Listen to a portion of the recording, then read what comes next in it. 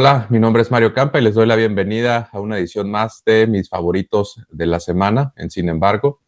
Y hoy me gustaría empezar con un par de textos que escribí y luego pasaré a otros autores, pero los invito a leer esta semana una videocolumna sobre el hundimiento del dólar de hace una semana y en esta escribí sobre el oro, dos activos, el oro y el dólar, que han tenido variaciones muy fuertes en las últimas semanas y están muy relacionadas a las políticas de Donald Trump y a su incertidumbre, a los aranceles, a las amenazas sobre Groenlandia. Y ustedes han visto cómo pues, el oro ha subido casi 100% en un año, mientras el dólar ha caído 10, 15% frente al peso mexicano, pues, prácticamente 20% en un año. Y esas son las dos videocolumnas más recientes que escribí para Sin embargo, pero en esta oportunidad me gustaría más tocar algunas de las videocolumnas que me han llamado la atención de mis compañeros en Sin embargo. Una de ellas es de Álvaro Delgado. La barredora barrió con Adán Augusto. Es una columna que tiene que ver con este cambio que se dio el fin de semana de Adán Augusto renunciando a la coordinación del Senado. Pero antes vamos a ver una breve introducción de esta videocolumna. Adán Augusto López Hernández, en efecto, se derrumbó. Estaba endeble y tambaleante desde que su amigo Hernán Bermúdez Requena, el jefe del grupo criminal La Barredora de Tabasco, huyó del país hace un año y en septiembre fue capturado en Paraguay para ser encerrado en el penal de alta seguridad del Altiplano por cargos de secuestro, extorsión, robo de combustible y delincuencia organizada. Durante más de 3 décadas ascendieron juntos en el PRI y en Morena, y juntos también se vinieron abajo. La caída política de Adán Augusto solo se debe a él mismo, hay que decirlo.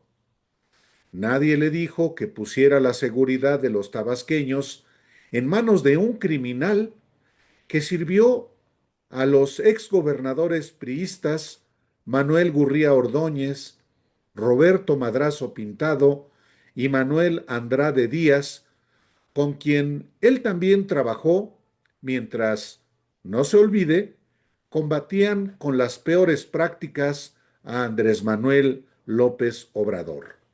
Tras su renuncia a la coordinación del grupo parlamentario de Morena y a la presidencia de la Junta de Coordinación Política del Senado, justo al iniciar este domingo 1 de febrero el periodo de sesiones del Congreso, López Hernández anunció que no solicitará licencia como legislador y que hará trabajo territorial para Morena, en lo que es una coartada que solo exhibe la dimensión de su derrota y que en todo caso busca evitar el colapso total de su menguado grupo político.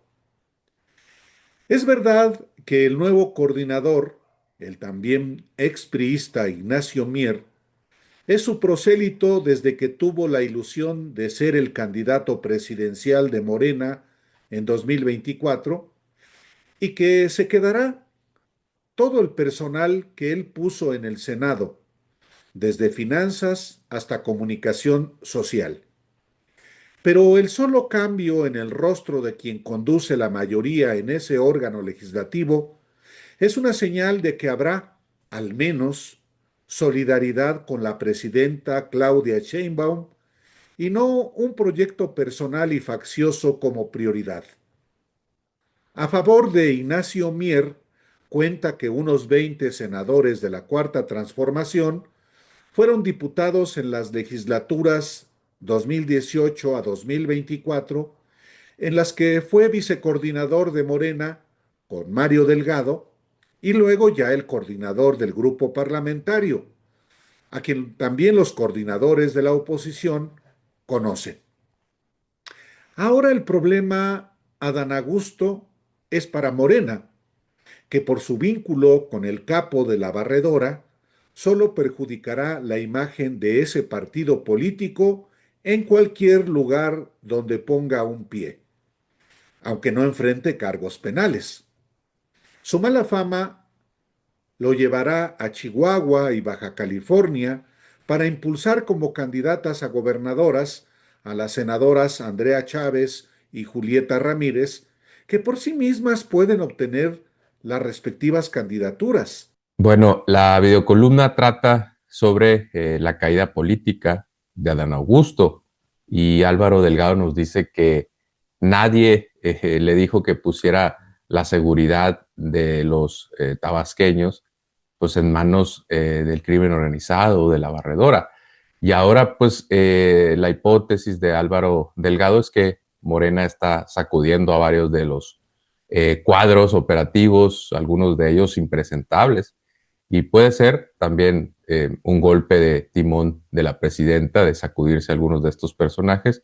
Y bueno, esto que tiene que ver con Adán Augusto, pues sigue en evolución, sigue habiendo cambios durante la semana y bueno, las repercusiones es algo que habrá que ir viendo conforme se vaya dando los días.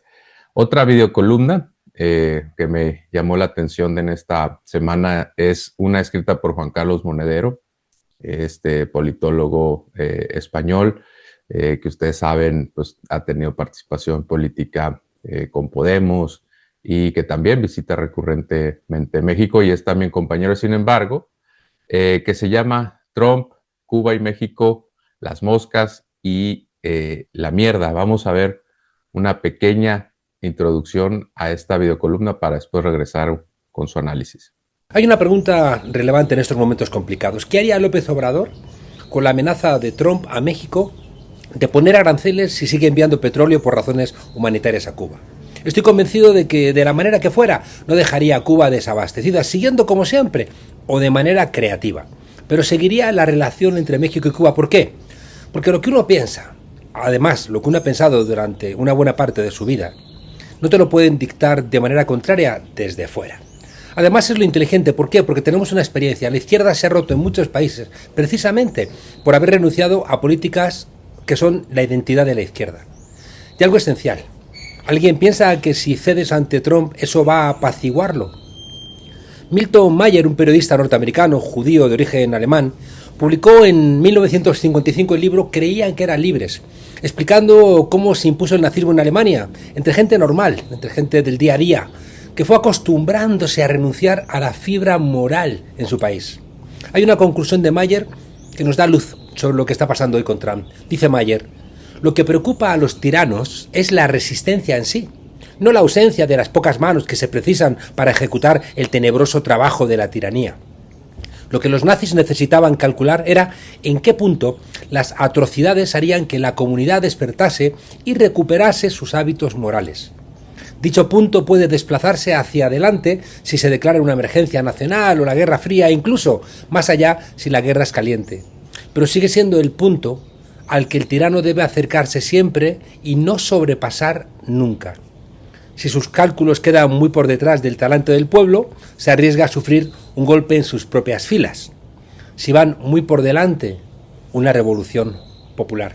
¿Nos suena lo que está pasando con el ICE y Trump? Como la derecha y la extrema derecha andan prendiéndole fuego a sociedades, a parlamentos, a cancillerías, allí donde gobiernan, y cuidado, también donde no gobiernan, las redes se están llenando también de comentarios sobre qué hacer con los fascistas. En España ha habido ahora, esta semana, un ligero escándalo, ligero pero con una carga de profundidad, porque tiene que ver con la memoria del país. Se convocaron en Sevilla unas conferencias sobre la Guerra Civil Española, a la que finalmente renunciaron algunos de los invitados, algunos destacados. La renuncia desatada por un joven talentoso y exitoso, Javier Uclés, molestó como una patada en la entrepierna al organizador, el famoso escritor Arturo Pérez Reverte. Y junto a él, por supuesto, a todos los medios reaccionarios que saben muy bien eso de hacerse las víctimas. Las razones de la renuncia de algunos escritores, profesoras, políticos, ha tenido que ver con el título, que en realidad era muy desafortunado de esas jornadas. Se llamaba La guerra que perdimos todos. Porque es una barbaridad, porque cae en la equidistancia con la que el fascismo siempre ha querido limpiar las culpas de aquella barbarie, del golpe de Estado, que pusieron en marcha Franco, Mola y Sanjurjo, 3 militares asesinos, ayudados, vaya usted por Dios, a saber, por Hitler y por Mussolini. La guerra civil la empezaron los que dieron el golpe de Estado, que eran fascistas, monárquicos, golpistas, algún banquero, y la jerarquía de la Iglesia católica, mientras que la perdieron entre 150.000 y 200.000 españoles fusilados por Franco, 500.000 exiliados, 350.000 encarcelados, condenados a trabajos forzados, torturados, y además les robaron sus bienes y a decenas de miles de mujeres sus hijos. La guerra la perdieron millones de españoles que perdieron la democracia.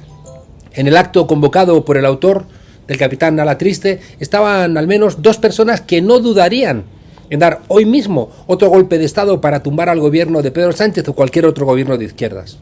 Y tampoco, lo dudo, ahí había gente que escribiría en las listas de los ultimables. Dice Monedero, me preguntaba si se aplicaría esa frase a Trump, la de las moscas y la mierda, y a todos los que apoyan las barbaridades que está haciendo el presidente norteamericano. Bueno, Monedero hace también una crítica muy sutil, muy velada, creo yo, es mi forma de apreciar la videocolumna, a las concesiones que está haciendo México a Estados Unidos en los últimos días. Incluso Monedero comienza su videocolumna de manera pues un tanto provocadora, preguntándose si López Obrador habría cedido a Trump con el caso del petróleo cubano, ¿no? Y después hace una lista de aquellos países que están en, digamos, resistencia frente a Estados Unidos y menciona a Irán, incluso a Canadá, pero no menciona a México, ¿no? Y esto pues puede ser una forma de decir que de manera muy velada que México ha cedido en el tema del agua, ha cedido en el tema del petróleo de Cuba, ha cedido en el tema de la seguridad y los prisioneros o los exiliados enviados a territorio estadounidense, ha cedido pues en temas comerciales. Entonces, creo yo que Monedero también, más allá de eso, hace una especie también de crítica sobre la equidistancia en el caso de los fascismos, ¿no? Y toca algunas experiencias de la Europa fascista y ahora tras algunos paralelismos con Estados Unidos. Y en ese sentido, pues es una columna que nos ayuda a reflexionar sobre cuál debe ser la postura entre cuando emerge el fascismo y si debemos pues, tomar partido, cuándo, dónde y cómo, ¿no? Entonces es una columna que es muy ad hoc para estos tiempos en donde Donald Trump amenaza el orden mundial, que ya está muy deteriorado. No es claro que funcionara antes, pero pues Donald Trump puede llevarlo a un peor equilibrio, a conflictos geopolíticos, y estamos viendo cómo surgen muchos problemas con naciones que se consideraban aliadas, como Canadá, como Europa, y también retoma pues ciertas amenazas imperialistas sobre América Latina. Y en el caso de América Latina, pues creo que Monedero nos lleva a preguntarnos, pues, a muchos, no necesariamente a los gobiernos, sino a los lectores, cuál es la posición que se está tomando. Se dice, por ejemplo, bueno, Maduro no era tan buen presidente, luego merecía una invasión o una destitución o un secuestro como el que tuvo. Y bueno, pues eso nos lleva finalmente a tolerar lo que haga el imperio, lo que haga el fascismo, ¿no? Eso nos lleva a validar las políticas de Donald Trump. Los invito a que lean esta columna, videocolumna de Juan Carlos Monedero. Y una tercera videocolumna que los invito a que lean y es uno de mis favoritos para esta semana, aunque debo decir que fue escrita también hace 7, 8 días. Es una de Alejandro Quintanar que se llama ¿Qué significa libertad para los libertarios? Vamos a ver una breve introducción para después regresar al análisis. Cuando Javier Milei tomó protesta como presidente de la República Argentina en 2023, se definió a sí mismo como el primer liberal libertario que llegaba a esa posición en la historia de América Latina y del mundo. En un juego retórico reiterativo, parecía que el desarrapado estridente quería ponderar dos veces un concepto que es en sí mismo sagrado: la libertad. No bastaba con ser liberal, había que añadir, anafóricamente, la etiqueta libertaria al liberalismo para que sonara aún más atractivo, aún más destructor de cadenas esclavizantes. Hoy, a 2 años del gobierno liberal libertario en la nación sudamericana y con la emergencia de personajes en México que, de algún modo, se identifican con este presunto libertarianismo, como el señor Ricardo Salinas Pliego, es útil repensar qué entiende esta horda de gente por el concepto de libertad. En política, las palabras y los discursos importan mucho, pero siempre importa más que ambos se vean correspondidos con actos. Es en ese contraste donde se observa si realmente hay un compromiso detrás de lo que se dice, o es solo demagogia vacía sin asidero en los hechos, o, peor, un disfraz que el emisor busca usar para ocultar sus verdaderas intenciones. Es ese segundo caso el del acomplejado presidente argentino, un personaje que para poder ganar las elecciones se hizo pasar por un marginal de la política que, desde fuera del sistema, quería transformarlo, mientras que a ras de suelo forjó alianzas con viejos personajes de la casta política y empresarial argentina, como Eduardo Urnequian o amplias capas del partido de Mauricio Macri, y, lo que es más revelador, se hermanó con resabios grotescos de la última dictadura militar argentina. Así, Milei no solo tomó como compañeros de ruta a los bagazos indignos del fascismo antiliberal argentino, sino que los elevó a cargos notables. Así, la actual vicepresidenta de la Argentina es Victoria Villarruel, una mujer cuya fama pública nació como defensora de los militares que perpetraron los crímenes de lesa humanidad en la dictadura de 1976 a 1983. Eso es grave en sí mismo y empeora por el hecho de que desde el gobierno de Milei se han preconizado dos mentiras grotescas: la de que la violencia de la dictadura fue una reacción indeseable pero necesaria contra la violencia subversiva, cuando en realidad los grupos guerrilleros eran marginales y la represión contra ellos y otras formas de izquierda precedía a 1976, y la otra mentira, la de negar que la cauda de crímenes dictatoriales llegó a los 30.000 muertos, cifra consensuada por organismos e investigaciones serios desde hace décadas. Las consecuencias de esas bajezas saltan a la luz. El gobierno de Milei ha oficializado un discurso antiliberal que niega crímenes del pasado y rompe con el consenso mínimo democrático del nunca más de 1983. Y, en los hechos, es un gobierno que ha reactivado el sadismo represor incluso contra ancianos que luchan por su derecho a la jubilación. Bueno, Héctor Alejandro Quintanar publicó una nueva columna en días recientes, esta semana, pero a mí me llamó más la atención una de hace 7 días que se centra en el discurso de Milei sobre ser liberal libertario, ¿no? Y dice Alejandro que es una negación de lo que es un gobierno que hace del complejo una política oficial. Y bueno, Héctor Alejandro Quintanar ha sido muy crítico, por ejemplo, de Ricardo Salinas Pliego, con el que trata en esta videocolumna traza algunos paralelismos con el gobierno de Milei, el gobierno libertario, ¿no? Que es una especie de redundancia, nos dice Héctor Alejandro, un liberal libertario, es un grado que le agregó Milei. Y bueno, la reflexión de Quintanar es que pues en realidad pareciera que estos libertarios lo que tienen es pues libertad, están libres pero de escrúpulos, porque pues ya conocemos los antecedentes de Ricardo Salinas Pliego, quien por cierto tiene varias decenas de menciones en los nuevos archivos de Epstein. Tiene pues casos también fiscales, sabemos, tiene esta forma también de agredir a las mujeres que hacen política, violencia política en razón de género.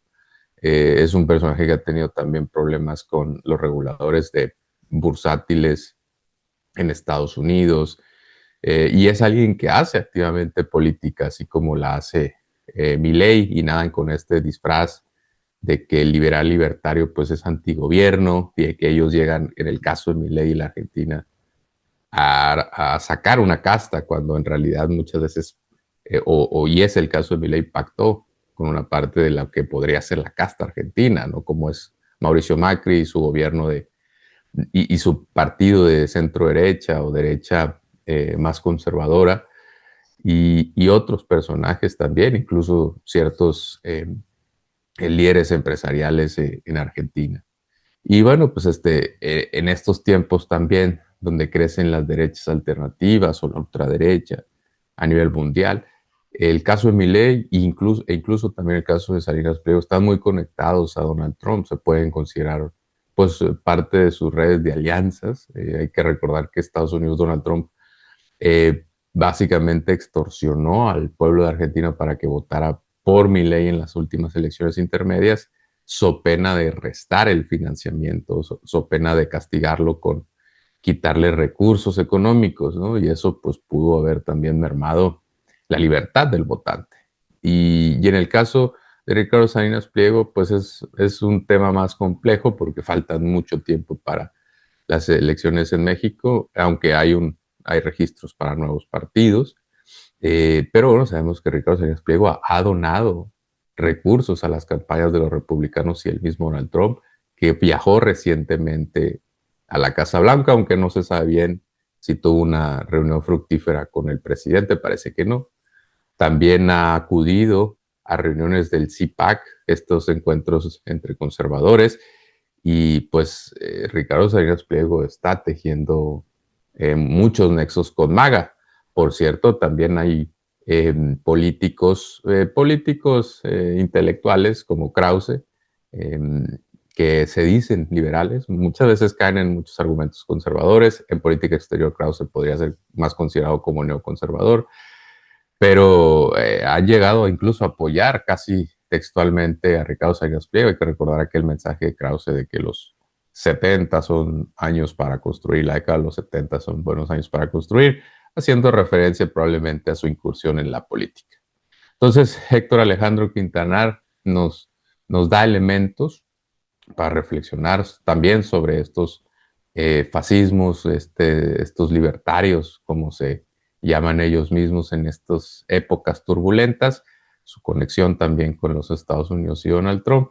Y es una columna que es muy vigente para estos tiempos tan revueltos. Y esos serían mis 3 videocolumnas de mis favoritas de la semana para Sin embargo. Y las invito a que lo lean y si tienen tiempo, pues también que lean El hundimiento del dólar y La nueva fiebre del oro, que son mis últimas 2 colaboraciones en video para Sin embargo. Y les deseo muy buena semana. Las fiebres del oro son ricas en anécdotas. En 1848, James Marshall encontró oro en el aserradero de John Sutter, y aterrados por el hallazgo, ambos acordaron guardar en secreto para proteger sus tierras.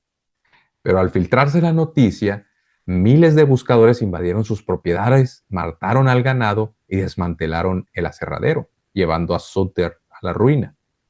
En otra historia, un bávaro llamado Levi Strauss migró a San Francisco con la intención de vender lona para tiendas de campaña. Allí descubrió que los mineros necesitaban más bien pantalones resistentes, mismos que confeccionó con su lona para dar origen a los blue jeans, Levi's, la prenda más famosa del mundo. Por si faltaran leyendas, muchos mineros latinos fueron expulsados con violencia por anglosajones. Un minero mexicano que sufrió injusticias, Joaquín Murrieta, Zorro, cuando se convirtió en bandido asaltante de abusadores.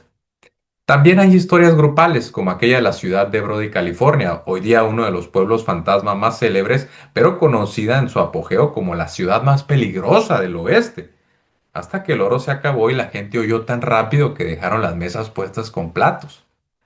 Todas estas historias advierten que así como el oro crea millonarios de la noche a la mañana, también engendra marginación cuando la calentura pasa. La economía mundial atraviesa uno de esos periodos que Keynes llamó de espíritus animales o Alan Greenspan de exuberancia irracional. Para muestra, el oro está inmerso en una nueva fiebre que nada tiene que ver con minas y todo con activos financieros. Aún con la brutal caída de 9% el viernes 30 de enero, el oro acumula casi 100% de rendimiento en solo 12 meses. En este juego de las sillas, todos danzan mientras la música no pare. Como dijo Cristóbal Colón, el oro es un tesoro y quien lo posea hace todo lo que quiera en este mundo. Y vaya que el genovés actuó con afán de lucro expedito. ¿Qué determina el valor del oro? ¿Será cierto aquello que escribió Marx? Circula porque tiene valor, pero el papel moneda tiene valor porque circula. En realidad, como activo sin contraparte, el oro no depende del éxito ni de la solvencia de una empresa o un estado, a diferencia de la mayoría de los valores financieros. En esencia, su precio está anclado en las creencias de la gente sobre su valor. En medio de la turbulencia geopolítica, muchos creen que el oro dominará el sistema financiero global. En el pasado, cuando las naciones y sus monedas no eran fuertes ni fiables, el oro era el medio preferido para realizar pagos internacionales. Hoy día, cuando la inflación repunta, los fieles al oro y los bancos centrales salen de compras. En paralelo, otros inversores y especuladores, tratando de anticipar la demanda futura, secundan hasta desatar una congestión que dispara el precio de cotización. Ciertamente, la especulación no explica toda la historia. Como señala Anshul Segal de Goldman Sachs, el motor de este movimiento ha sido la transición de los bancos centrales del dólar a los metales preciosos. Estos son mercados diminutos en comparación con las acciones globales o la renta fija, por lo que el más mínimo cambio en la demanda hace que los precios se disparen. Explica Segal, quien agrega que solo alrededor del 5% del oro mundial está en manos de especuladores. Abro cita, si un banco central decide alejarse del dólar y adquirir más oro, eso moverá el precio de forma bastante violenta. Dice. Luego la pregunta esencial es, ¿qué cambio hondo incita a una recomposición de carteras? Todo indica que en el subsuelo de la economía global, las placas tectónicas se mueven. El oro subió durante la pandemia, pero fue hasta 2024 que despuntó, cuando Trump regresó y dio renta suelta a la incertidumbre mediante aranceles, amenazas sobre Groenlandia, presiones a la Reserva Federal y la incubación de un mayor déficit fiscal. Muchos inversores empezaron a comprar oro a destajo.